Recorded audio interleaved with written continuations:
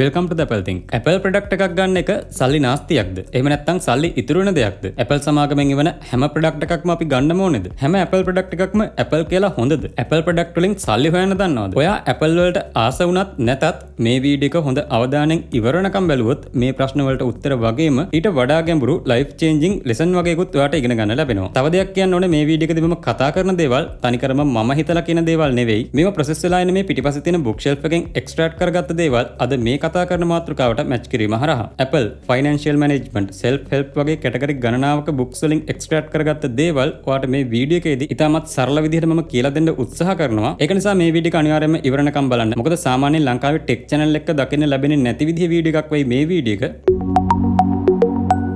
හරි අපි මුලින්ම බලමු Apple ප්‍රොඩක්ට් එකක් කියන්නේ මොකක්ද කියලා. Apple ප්‍රොඩක්ට් එකක් කියන්නේ සරලවම කිව්වොත් මිනිස්සුන්ගේ ජීවිත පහසු කරගන්න. එහෙම නැත්නම් මිනිස්සුන්ගේ ජීවිතවල මොකක් හරි ඉම්ප්‍රූව්මන්ට් එකක් කරගන්න Apple සමාගම විසින් නිෂ්පාදනය කරලා එවන ටූල් එකක්. සමහර අයට මේ දේ අහුවම පුදුම හිතුණට ඇත්තටම Apple සමාගම පටන් ගත්ත දවසේ ඉඳන්ම එයාලගේ අරමුණ උනේ මිනිස්සුන්ගේ ජීවිත වෙනස් කරන. එහෙම නැත්නම් මිනිස්සුන්ගේ ජීවිත තියෙන තත්ත්වයට වඩා පහසු කරන අලුත් ටූල්ස් හදලා මිනිස්සුන්ගේ අතට පත් කරන එක. නමුත් තුන්වෙනි ලෝකේ රටවල් වල විශේෂයෙන්ම දකුණු ආසියාතික රටවල් වල මේක ටූල් එකකට එහා ගිහිල්ලා ජුවලරි එකක් බවට පත් කරගෙන තිනවා අපිට පේන්න තියෙනවා. ඒකටම ප්‍රධානතම හේතුව වෙලා තියෙන්නේ මේ Apple ප්‍රොඩක්ට් එකක මිල ඒ තුන්වෙනි ලෝක රටවල් වල මිනිස්සුන්ගේ සාමාන්‍ය ආදායමට වඩා ගොඩක් ඉහළ මට්ටමක තියෙන එක. නමුත් ඔය ලක්ෂ ගාණක් නෙවෙයි මිලියන ගාණක් දීලා ගත්තත් Apple ප්‍රොඩක්ට් එකක් කියන්නේ just a tool. ඒක ජුවලරි එකක් නෙමෙයි ටූල් එකක් විදියට විතරයි Apple සමාගමෙන් Apple ප්‍රොඩක්ට් එකක් නිෂ්පාදනය කරන්නේ. නමුත් Rolex වගේ සමාගම් මීට වඩා වෙනස්. Rolex watch හදන්නේ වෙලාව බලන්න විතරක්ම නෙමෙයි වෙලාව බලන්න හිතාගෙන කවුරුවත් Rolex watch එකකට යන්නේ නැහැ. ඒකේ ප්‍රධානතම කාර්යය තමයි මේක ස්ටේටස් සිම්බල් එකක්. එහෙම නැත්නම් ජුවලරි එකක් විදියට පාවිච්චි වෙන එක. Apple ප්‍රොඩක්ට් එකක් කියන්නේ well design කරපු හොඳ quality එකට හදපු නිෂ්පාදනයක් තමයි. නමුත් මේක කිසිසේත්ම ජුවලරි එකක් විදියට ඇක්ට් කරන්නේ නැහැ. මේක තනිකරම ටූල් එකක් විතරයි. ඒ වගේම Rolex watch එකක් වගේ දෙයක් කියන්නේ ඒක ටූල් එකක් නෙමෙයි ඒක ජුවලරි එකක්. එහෙම නැත්නම් ස්ටේටස් සිම්බල් එකක් විතරයි. එතකොට මේ කියන්නේ ඔයාට අලුතෙන් එන iPhone, Macbook, iPad වගේ දේවල් ගන්න එපා කියලාද? ඒවා ගන්න ඕනේ. ඒවා ගන්න එකේ කිසිම වැරද්දක් නැහැ. නමුත් ඒ දේවල් ගන්න වියදම් කරන මුදලට සාපේක්ෂව ඒ ප්‍රොඩක්ට් එකෙන් තමුන්ට වැඩක් වෙන්න ඕනේ. එහෙම නැත්නම් තමුන්ගේ ලයිෆ් එක ඊසි වෙන දෙයක් ඒ ප්‍රොඩක්ට් එකෙන් සිද්ධ වෙන්න ඕනේ. එහෙම නැතුව නිකම්ම Apple සමාගමෙන් එවන හැම ප්‍රොඩක්ට් එකක්ම කීය වුණත් මෙලදී ගැනීමෙන් සිද්ධ වෙන්නේ ඒ ගන්න කෙනා Apple ප්‍රොඩක්ට් එකට වහල් වෙන එක සහ Apple සමාගම තව තවත් පෝසත් වෙන එක විතරයි. Apple සමාගමේ අරමුණ වෙන්නේ Apple ප්‍රොඩක්ට් නිෂ්පාදනය කිරීමේදී මේ කියන දේ නෙවෙයි. එයාලට ඕනේ කොහොම හරි ප්‍රොඩක්ට් එකක් සේල් කරගන්න නෙවෙයි. මිනිස්සුන්ගේ ජීවිතවල කැපිපෙනෙන වෙනසක් සිද්ධ කරන්න තමයි Apple සමාගම විසින් තමුන්ගේ නිෂ්පාදනය එළි දක්වන්නේ. අනිත් වැදගත්ම දේ තමයි ඔයා තේරුම් ගන්න ඕනේ මේ හැම දෙයක්ම ඉලෙක්ට්‍රොනික උපකරණ විතරයි. මේ වගේ වටිනාකම කාලයට සාපේක්ෂව වැඩි වෙන්නේ නැහැ අඩු වෙනවා. ඒ කියන්නේ එන්න මේ වගේ වටිනාකම අඩු වෙනවා ඔයා Apple ප්‍රොඩක්ට් එකක් මෙලදී ගත්තට පස්සේ. ඒ කියන්නේ ඔයා මේ අවුරුද්දේ ලක්ෂ 6ට ගන්න iPhone එක ඔයාට ලබන අවුරුද්දේ ලක්ෂ 7ට 8ට 9ට විකුණන්න හම්බෙන්නේ නැහැ. අනිවාර්යයෙන් මේක ගත්ත මුදලට වඩා අඩු ගානකට තමයි ඔයාට මේක සෙල් කරන්න වෙන්නේ. ඒ කියන්නේ අවුරුද්දක කාලයක් ඇතුළත මේකේ වටිනාකම අඩු වෙලා තියෙනවා. නමුත් ජුවලරි එක්ක වටිනාකම එහෙම අඩු වෙන්නේ නැහැ.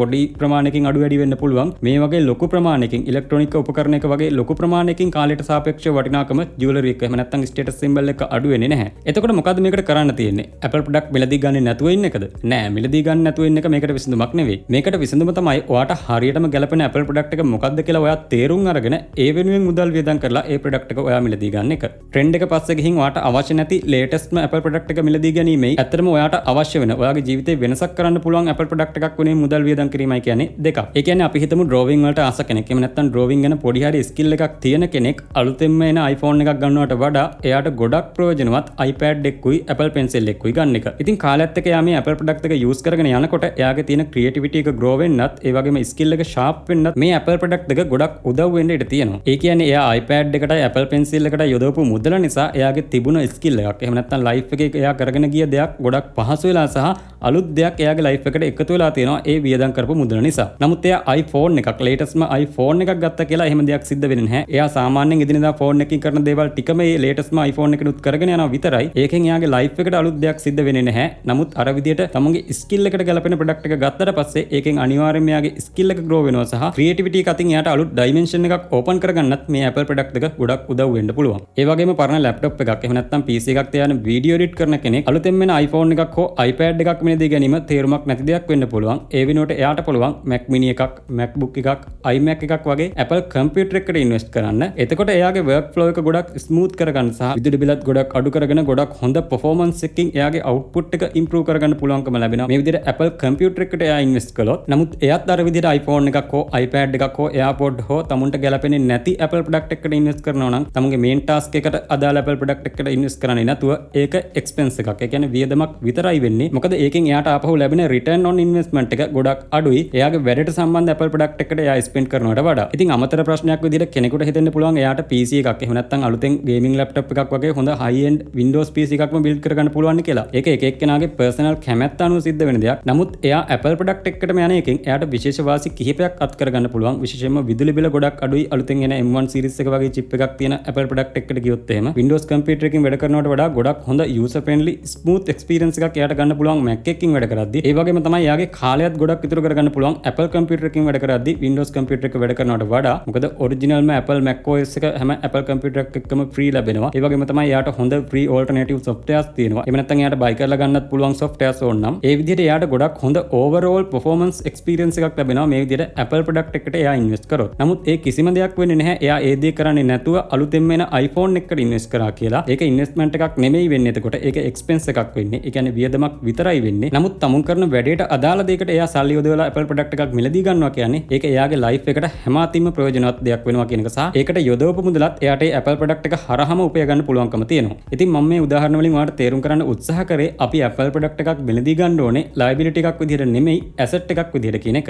ඒ කිව්වේ අපි සල්ලි වේදම් කරලා ගන්න Apple product එකෙන් අපිට දෙයක් සිද්ධ වෙනවා නම් ඒ කියන්නේ අපේ life එකේ skill එකක් වැඩි දිනු වෙනවා නම් අපේ කාලය ඉතුරු වෙනවා නම් එහෙම නැත්නම් අපිට අලුත් දෙයක් කරන්න පුළුවන්කම ලැබෙනවා නම් එහෙම නැත්නම් අපි දැනට කරගෙන යන දෙයක් improve කරගන්න තවත් වේගයෙන් කරගන්න පුළුවන්කම ලැබෙනවා නම් එහෙම නැත්නම් අපිට මුදල් අතින් ඉතුරුවක් සිද්ධ වෙනවා නම් ඒ වගේ දෙයක් සිද්ධ වෙනවා නම් මේ Apple product එකට කීයක් වුණත් වේදම් කරන එකේ කිසිම පාඩුවක් වෙන්නේ නැහැ. නමුත් කිසිම තේරුමක් නැතුව trend එකට එන Apple product එක මෙන්න දී ගත්තා කියලා ඒක investment එකක් වෙන්නේ නැහැ. ඒක expense එකක්. එහෙම නැත්නම් වියදමක් විදිහට විතරයි අපිට ගණන් ගන්න පුළුවන් වෙන්නේ. මොකද ඔයා මේක brand new ගත්ත දවසේ ඉඳන් ආපහු sell කරන දවස දක්වා මොකක් හරි වැදගත් දෙයක් ඒ වියදම් කරන මුදලට සාපේක්ෂව වැදගත් දෙයක් කරගෙන නැත්නම් ඒක ඇත්තටම expense එකක් විතරයි. ඒ කියන්නේ ඔයාගේ සල්ලි Apple සමාගමට ඔයා නිකන් වියදම් කරලා තියනවා එයාලා පෝසත් කරන්නේ. ඒ කියන්නේ ඔයා Apple product එකක් මිලදී ගැනීමේ මූලික අරමුණ වෙන්නේ ඔයාට Apple product එක afford කරන්න පුළුවන් කියලා අනිත් අයට පෙන්වන එක විතරක්ම නම් ඒක ඔයාට නිකන් expense එකක් විතරයි වෙන්නේ. මෙතනින් තවත් දෙයක් කියන්න ඕනේ. එක ළඟ අවුරුදු වල Apple product දෙකක් ගත්තොත් ඒ වගේ ලොකු වෙනස්කම් අපිට බලා ගන්න පුළුවන් කමක් නැහැ. ඒ කියන්නේ පොඩි වෙනස්කම් තමයි මේ එක ළඟ අවුරුදු දෙකක Apple products model දෙකක් අතර බලා ගන්න පුළුවන් වෙන්නේ. උදාහරණයක් විදිහට iPhone 13 Pro Max එකක් use කරන කෙනෙක් 14 Pro Max එකකට ගියා කියලා ඒකෙන් එයාට ලොකු magic වෙනසක් අත්දකින්න පුළුවන් කමක් නැහැ. Apple සමාගම අලුතෙන් product series එකක් release කරන්නේ කලින් අවුරුද්දේ latestම ඒ product එක ගත්ත අය ඉලක්ක කරගෙන නෙවෙයි ඊට වඩා පරණ Apple products පාවිච්චි කරන කට්ටිය සහ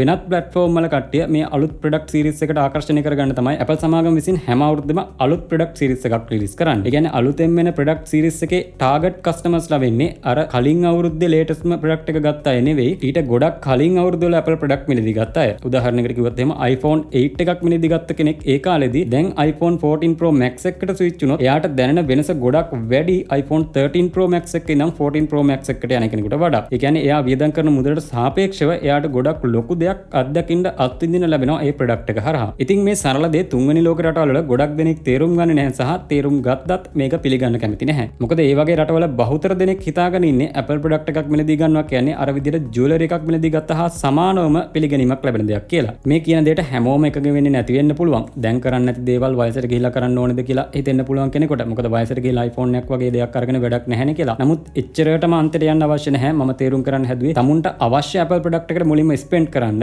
ඒක through ගිහිල්ලා ඒකෙන් ලැබෙන පහසු සහ benefits enjoy කරන ගමන් ඊට පස්සේ පුළුවන් ඔයාට තමුන් ආස කරන Apple product එකට යන්න. ඒ කියන්නේ අවශ්‍ය දෙයට මුල් තැන දීලා ඊට පස්සේ ඔයාට පුළුවන් අනිත් categories වල Apple product experiments කරලා බලන්න. සරල නමුත් ප්‍රබල දෙයක් මම ඔයාට explain කරේ. මේකම තවත් විදිහකින් ඔයාට බලා ගන්න පුළුවන් Rich Dad and Poor Dad වගේ books වලින්. ඉතින් Apple වලට වහල් වෙන්නේ නැතුව Apple ඔයාගේ වහලෙක් කරගෙන වැඩ ටික කරගන්න ඔයා ඉගෙන ගන්නවා නම් ඔයාට ගොඩක් දේවල් කරගන්න පුළුවන්කම ලැබෙනවා මේ එක Apple product එකකින් උනත්. ඒ වගේම ඔයා ළඟ දැනට මොකක් හරි Apple product එකක් තියෙනවා නම් ඒකිනුත් මීට වඩා දෙයක් කරන්න කොහොමද කියලා search කරලා ඉගෙන ගන්න බලන්න. මොකද ඒකෙන් ඔයා හිතන්නේ නැති විදිහේ path එකක් open වෙන්නත් පුළුවන් අනාගතයේදී. ඒ වගේම තමයි ඔයාට හරියටම ගැලපෙන Apple product එක මිලදී අරගෙන ඒක ඔයාගේ life එකේ වැඩවලට connect කරගත්තට පස්සේ මම මේ වීඩියෝ එකෙන් කියන්න උත්සාහ කරපු දේ කොච්චර practical දෙයක්ද කියලා ඔයාට තේරෙන්න පටන් ගනීවි. ඉතින් මම හිතනවා මේ වීඩියෝ එකෙන් ඔයා ගොඩක් වැදගත් සහ වෙනස් දෙයක් ඉගෙන ගන්න ඇති කියලා. ඒ වගේම තමයි මේ වීඩියෝ එක මතක ඇතුව ඔයාගේ යාළුවන්ට share කරන්න අමතක කරන්න එපා. මොකද අහම්බෙන් දකින මේ වගේ වීඩියෝ එකක් නිසා සමහර විට කෙනෙක්ගේ ජීවිතේම වෙනස් වෙන්නත් පුළුවන්. ඒ වගේම තමයි ඔයා මේ වීඩියෝ එකෙන් මොන හරි දෙයක් ඉගෙන ගත්තා නම් අනිවාර්යයෙන්ම like එකක් දාලා subscribe කරන්නත් අමතක කරන්න එපා. subscribe කරලා bell notification එකත් all දාන්න. මොකද මේ වගේ වීඩියෝ එකක් release කරාට පස්සේ ඔයාට notification notification එක එන්නේ ඔයා bell notification all දාලා තිබ්බොත්. ඒක නිසා අමතක නොකර subscribe කරලා bell notification එක all දාන්නත් අමතක කරන්න එපා. ඒ වගේම තමයි ඔයාලට මේ වීඩියෝ ගැන හිතන දේ